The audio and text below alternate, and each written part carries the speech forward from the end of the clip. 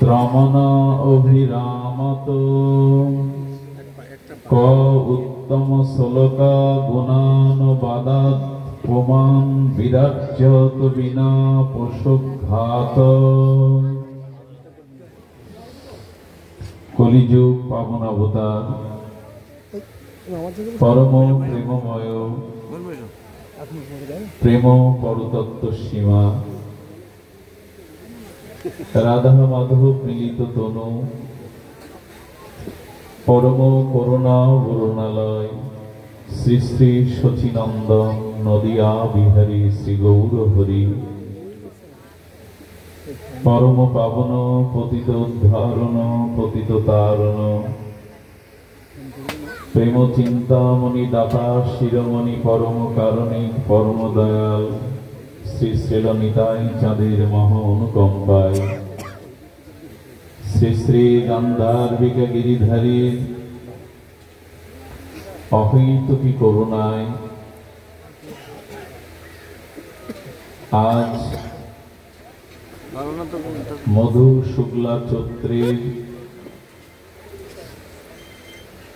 বঙ্গ বসুন্ধরার পাছাকড়ি ভক্তগৃহ শ্রী অঙ্গনে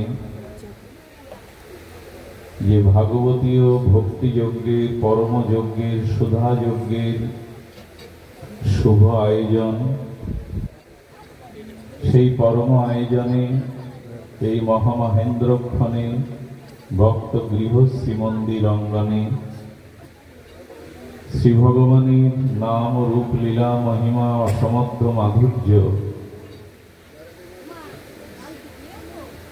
এটি সাক্ষাৎকারের পূর্বে জীবনধন জীবন সর্বস্ব প্রাতঃস্মরণীয় পরম বন্দনীয় আচার্য শ্রীপাদ শ্রী শিলগুরু মহারাজের রাতুল আতুল পাবন পদার বৃন্দে পরার্ধ কোটি দণ্ডবৎ প্রণতি। সমাগত গৌরীয় কুলতিলক বৈষ্ণব আচার্যজন, শুদ্ধ ভক্তজন মহতজন বৈষ্ণবজন সুধীজন, শ্রদ্ধাশীলা দেবীমূর্তি কল্যাণিয়া মাতৃগণ, সমাগত সকল ভক্তচরণে দিন অতিদিনের সশ্রদ্ধ দণ্ডবৎ প্রণতি। নিবৃতি তর্ষৈ রূপগীয় মানাত ভবৌ সাধ্যে মন অভিরামাত ক উত্তম শ্লোকা গুণানুবাদ পুমাং বিরাজ্যত বিনা পশুঘাত।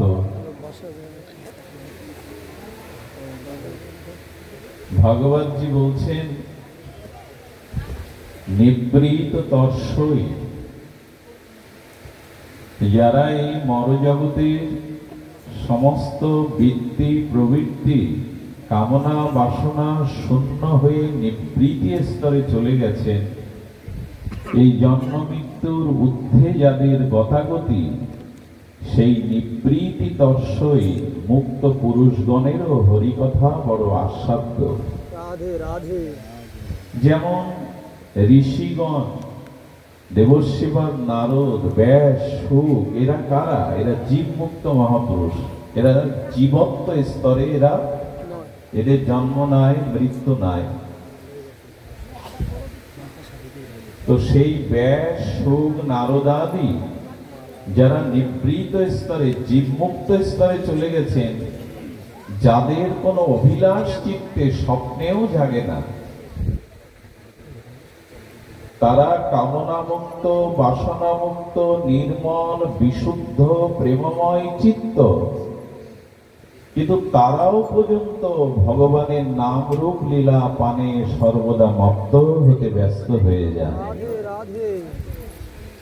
আচ্ছা, যাদের জন্ম জরা মৃত্যু কর্মফল নাই, যারা জীব মুক্ত জীবত্ব থেকে যারা মুক্ত হয়েছেন, যাদের মৃত্যুময় কামনাময় নিবৃত্তি হয়ে গেছে চিরতরে, সেই ব্যাসদেব শ্রীল সুখদেব দেবশ্রীপাদ নারদ মুনিগণ, যাদের চিত্তে কোনো কামনাই জাগে না বাসনাই জাগে না, যেমন সূর্যের সামনে কখনো অন্ধকার যায় না, সূর্যে কখনো সন্ধ্যা নামে না, তেমনি এদের চিত্তে কোনো ফলাকাঙ্ক্ষা বাসনা জাগে না, তবু তারা নিত্য নিরন্তর নাম রূপ ভগবানের মাধুর্য লীলায় রত হতে লোভাত রয়ে যায়।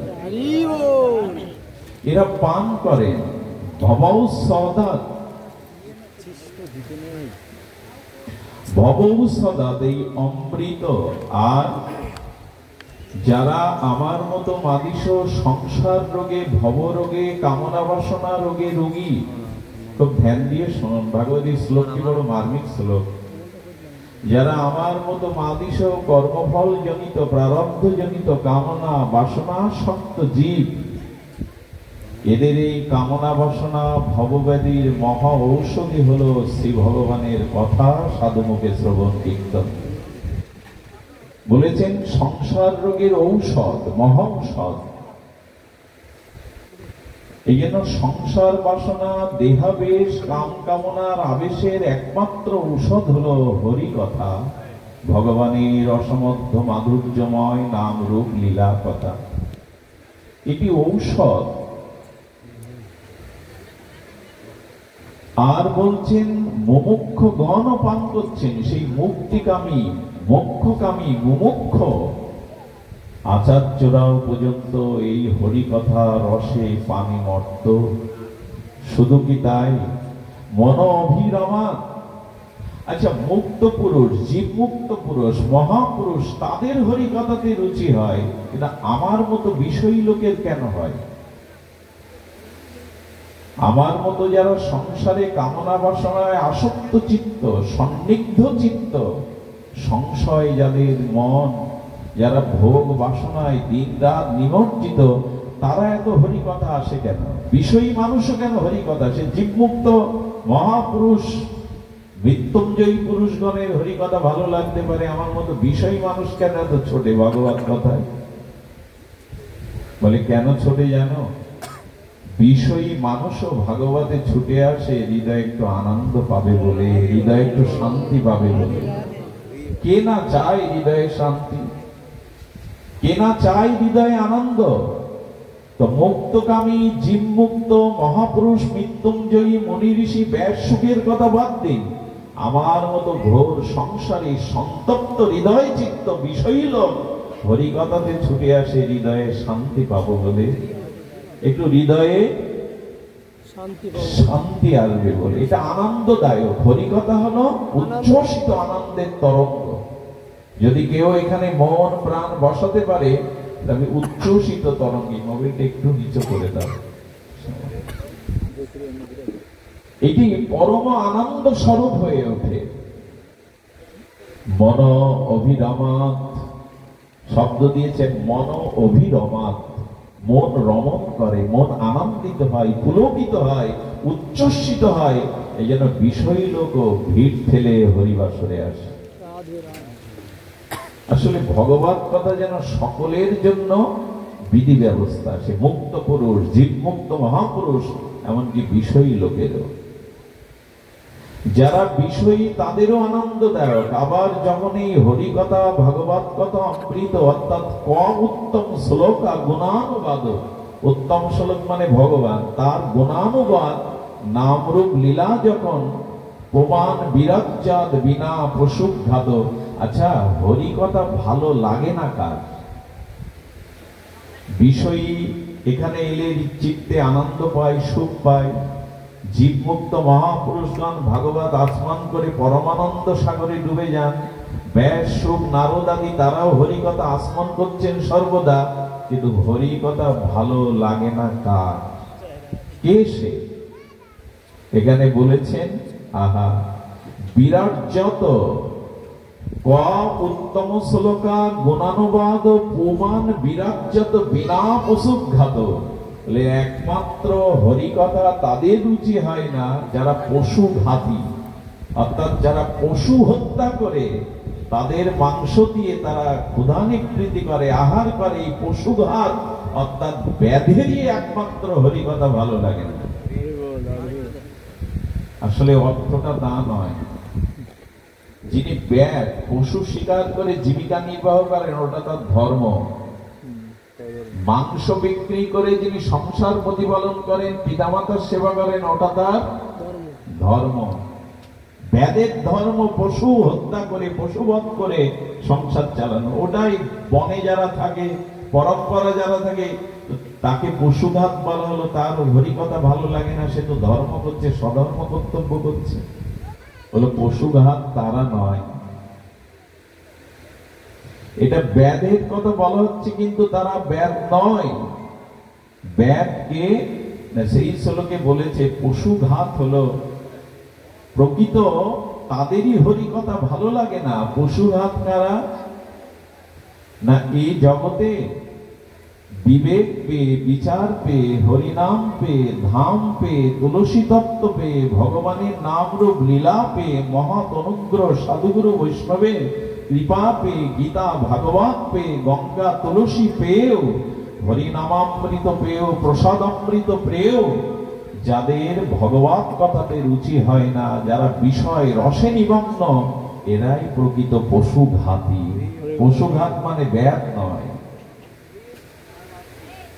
যাদের এতে রুচি হয় না তারাই পশুঘাতী।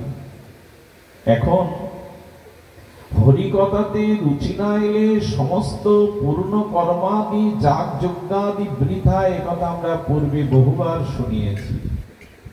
কোটি জন্ম পূর্ণ করুন, যাগ যজ্ঞ করুন, দান ধ্যান তীর্থযাত্রা করুন, কিন্তু সেগুলি ততদিনই বৃথা, সফলতা হবে না যতদিন সাধু সঙ্গে হরিকথাতে রুচি না হবে।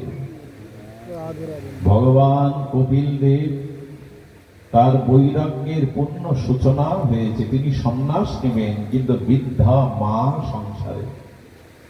মা বলছে, পুত্র তুমি ভগবান রূপে এসেছো আমার কাছে। কপিল দেব ভগবান, সাংখ্য দর্শনের তিনি জ্ঞাতা, উদ্গাতা, প্রবক্তা। বৃদ্ধ মা বলছেন, না আছে যজ্ঞ করার সামর্থ্য, না আছে তীর্থযাত্রার মতো শারীরিক সক্ষমতা, না আছে জপ তপ ধ্যান, কিছুই পারবো না। ভগবান রূপে যখন পুত্র রূপে স্বয়ং ভগবান তুমি অবতীর্ণ হয়েছে, তখন আমার মুক্তির পথের কথা বলো। আমার কি করে মুক্তি হবে এই জন্ম মৃত্যু জরা ব্যাধি থেকে? আমি কি করে গোবিন্দ চরণ পাবো, আমাকে বলো। পুত্ররূপী ভগবান কপিল দেব সেই বিখ্যাত শ্লোক বলেছিলেন, মা তুমি জপ ধ্যান যজ্ঞ তীর্থ পর্যটন তপস্যা করতে পারবে না, কিন্তু তোমার মুক্তি, তোমার ভগবত প্রাপ্তি একটি মাত্র উপায়। যে শ্লোকটি আপনারা প্রায় ঠোঁটস্থ আপনাদের, শতাং প্রসঙ্গনাম বীর্য মমসং বিদো ভবন্তি হৃৎকর্ণ রসায়ন কথা তজ্জ সনাত দস্য অপবর্গ বদ্মানি শ্রদ্ধা রতি ভক্তি ক্রমমিষ্যতি। মা শোনো আমার কথা, এই জগতে মুক্তি ভক্তি নিজের চির আত্মকল্যাণ করতে গেলে কেবল দুটি জিনিস যা তোমার পক্ষে সম্ভব, সেটা তুমি সাধুর সঙ্গে গিয়ে সাধু মুখে ভগবানের প্রসঙ্গ শ্রবণ করো। মা যাগ যজ্ঞ তীর্থ পর্যটন এটি তোমার পক্ষে সম্ভব নয়, কষ্টসাধ্য ক্লেশকর। শতাং প্রসঙ্গ নাম, দেখুন এখানে একটি সিদ্ধান্ত এসছে, স্বয়ং ভগবান এই সিদ্ধান্ত জানাচ্ছেন ভাগবতের মাতাকে, মাতা দেবাহুতিকে। প্রথম শব্দটি এসে সেই শ্লোকের শতাং। মা যদি প্রেম ভক্তি লাভ করতে চাও তাহলে সাধুর সঙ্গ করো। শতাং, আগে সাধুর কথা এসেছে। শতাং প্রসঙ্গ নাম, আগে ভগবত কথা আসেনি। কারণ কাকে সাধু সঙ্গ বলে? যেখানে ভগবানের নাম রূপ লীলা কথা, সেটাই সাধু সঙ্গ। বহুজন মিলিত হলে তাকে সাধু সঙ্গ বলে না, বহুজন একত্রিত হলেও তাকে সাধু সঙ্গ বলে না। বললেন যেখানে সাধুগণ মিলিত হয়ে ভগবানের নাম রূপ লীলা কথা গুণ মহিমায় ভাসমান হয়ে যান, তাকেই বলে সাধু সঙ্গ। আর কৃষ্ণ ভক্তির জন্মমূল হয় সাধু সঙ্গ। কৃষ্ণ ভক্তির জন্মমূল মানে মূল কারণই হলো সাধু সঙ্গ। এই মাকে বললেন, মা প্রেম ভক্তি ক্রমের দ্বারা তুমি প্রাপ্ত হবে, যাও শতাং প্রসঙ্গ নাম। আমার এই সিদ্ধান্ত, তুমি সাধু সঙ্গে যাও, হরিকথা শ্রবণ করো। দেখুন একটা কথা আপনাদের বলি, কোন বৃক্ষ শাখা প্রশাখা পত্র ফুলে পল্লবে বা আনন্দময় বাতাবরণে বাঁচতে পারে না যদি মূল শিকড় মাটির সাথে যুক্ত না থাকে। সমস্ত বৃক্ষ বেঁচে আছে, সমস্ত বৃক্ষ ফলে ফুলে পল্লবিত হয়ে আছে, সমস্ত বৃক্ষ পত্র পুষ্প পল্লবিত হয়ে আনন্দ দান করছেন, ছায়া দান করছেন, তার মূল কারণ মূল শিকড়ের সাথে মাটির সংযুক্ত। মাটি থেকে মূল শিকড় আলাদা করে দিন, ছায়া ফুল ফল বা নিজের অস্তিত্ব কি বৃক্ষ বাঁচিয়ে রাখতে পারবে? তো কথা বলুন, পারবে? সমস্ত বৃক্ষরাজিগুলো বেঁচে আছে, সমস্ত বৃক্ষরাজিগুলো তাদের অস্তিত্ব নিয়ে বেঁচে আছে, তার মূল কারণ হলো মূল মাটির সাথে তার শিকড়ের সংযুক্ততা আছে। তেমন শাস্ত্রে বলছেন, যদি সুখ পেতে চাও, আনন্দ পেতে চাও, জীবনকে পরিপূর্ণতা পেতে চাও, তাহলে ভগবত ভজনের সাথে যুক্ত হয়ে যাও। মূল কথাই হলো ভজনের সাথে যুক্ত হয়ে যাও। বৃক্ষের মূল শিকড় মৃত্তিকার সাথে যুক্ত না হলে বৃক্ষ মৃত, বৃক্ষের অস্তিত্ব বিলীন হয়ে যাবে। পত্র পুষ্প ফল শাখা প্রশাখা পত্রর অস্তিত্ব থাকবে না। বৃক্ষ বেঁচে থাকার মূল কারণ হলো তার মূল শিকড়টি মাটির সাথে যুক্ত। তেমনি জীবনে আনন্দ, প্রেম, জীবন সফলতা, আত্মকল্যাণ, এগুলির মূল কারণ কেউ যদি ভজনের সাথে যুক্ত থাকে। আর সেই যুক্তটা কেমন? তেষাং সতত যুক্ত না, সর্বদা ভগবানের ভজনের সাথে যিনি, এই জন্য তো মহাপ্রভু বললেন, খাইতে শুইতে উঠিতে বসিতে সর্বদা ভগবানের নাম, ভগবানের চিন্তন, ভগবানের লীলা, এই ভাবনার সাথে যুক্ত থাকো। এটা হয়নি আমাদের জীবনে, অনেকের হয়েছে, আমার তো হয়নি, তাই বলছি এটা দরকার। মূল শিকড়ের সাথে বৃক্ষের যুক্ত থাকতে হবে মাটির সাথে, এটি ছাড়া সম্ভব নয়। দেখবেন ৫-৬ তলা ছাদের উপরেও বৃক্ষ রাজি আছে, ফলবান বৃক্ষ ফল দিচ্ছে, কারণ মূল কারণ ওইখানে কোনো না কোনো মাটি তত্ত্বের সাথে শিকড় যুক্ত। আজকাল ছাদে বাগান তৈরি করে মানুষ, ফল ফুলের গাছ ফলায়, দেখতেও ভালো লাগে, কিন্তু কেন হলো কোনো না কোনো মাটির সাথে তার শিকড় যুক্ত আছে, এই জন্য সে ফল ফুল ছাদেও দিতে পারছে।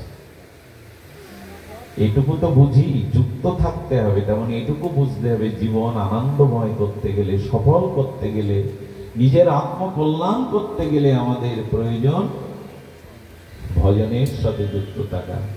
বাবা এই মেয়েটা কি জোগাড় করেছে দেখো, কোথা থেকে কারা আসছে, ভাঙা থেকে, ফরিদপুর থেকে, এদের বসার ব্যবস্থা করো।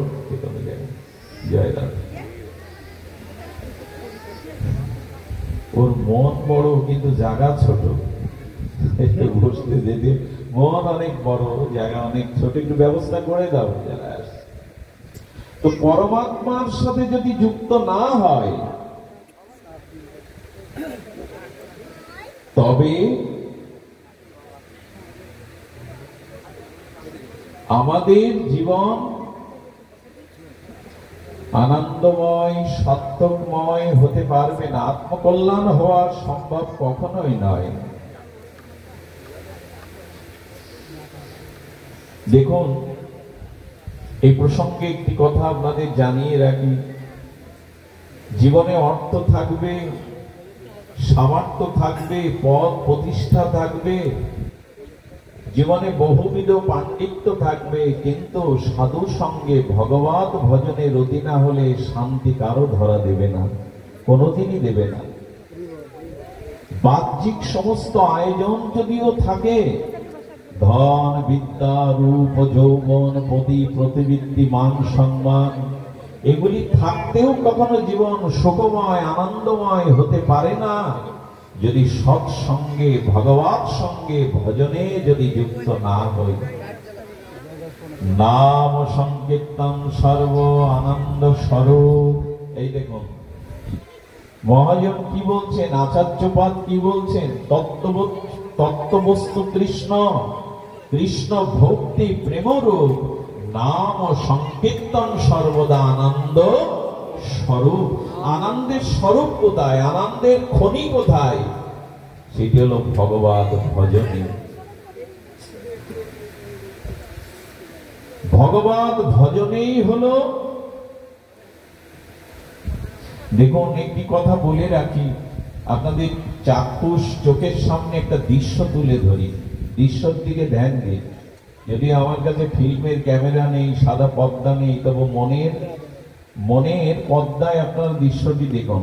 পৃথিবীতে বহু ধনী দেখেছেন, গণ্যমান্য প্রসন্ন ব্যক্তি দেখেছেন, তাদের সমাজে যশ খ্যাতি অর্থের অভাব নাই, আর তারা অট্টালিকা সমগৃহে থাকে, সুন্দর স্ত্রী রমণীয় আছে, অর্থবিত্ত, মান সম্মান পদ প্রতিষ্ঠা, তাদের কোনো অভাব নেই। কিন্তু দেখবেন সেই গৃহের মধ্যে নরকের মতো দাও দাও করে দাবাগ্নি জ্বলছে, তাদের মনে শান্তি নেই। অথচ গৃহ নেই, স্ত্রী নেই, সম্পদ নেই, পরের সাজে কি মুখে আহার দেবে তাও নেই, গাছতলায় ছেঁড়া জামা পরে পড়ে আছে, কিন্তু তাদের হৃদয়ে আনন্দটা ছাপিয়ে তাদের পারিপার্শ্ব আনন্দটা বিতরণ করছে। রাস্তায় আছে, বৃক্ষতলায় আছে, কিন্তু আনন্দের উচ্ছ্বসিত তরঙ্গে ওই পরিবেশটা আনন্দময় করে রেখেছে। এ কথাই কি প্রমাণ হয় ভজনে ছাড়া অর্থবিত্তে শান্তি পাওয়া যাবে? যারা ধামে বসে আছেন আর যারা বৃক্ষতলে বসে ভগবানের ভজন করছেন নিত্য নিরন্তর, তাদের কাছে তো এই সুখের সম্ভার কিছু নেই, কিন্তু তারা পরমানন্দের তাদের আকাশ বাতাসকে, যে স্থানে তারা থাকে সেই পরিবেশকে আনন্দময়। যদি কখনো বিনোদ বাবার আশ্রম বর্ষনাতে যান, দেখবেন আপনি অন্য জগতে চলে গেছেন, আনন্দ আপনাকে বরণ করে নেবে। সাধু মহাত্মাদের দর্শনে যান, দেখবেন চিত্তে আর কোন বিষয় বাসনা, মলিনতা, নিরানন্দ থাকবে না। এই ধাম আজি সেই ধাম হলো। এই যে সাধুগণ আসে হরিকথা বলে, এই ধাম আজি আনন্দ আজ ধরে না। তো সাধু কি টাকা এনেছে এখানে? আপনার জন্য বাড়ি গাড়ি এনেছে? আপনার জন্য কোন সুব্যবস্থা দিয়ে এনেছে? এখানে সাধু কি এনেছে? বলে সাধু এনেছে হৃদয়ের আনন্দ। আনন্দ দিতেই তাদের আনন্দ আজ ধরে না। বৈষ্ণব পদগন্ধা কীর্তনের সুর মিলে আজ আনন্দ। তো সাধুরা অর্থ আনলো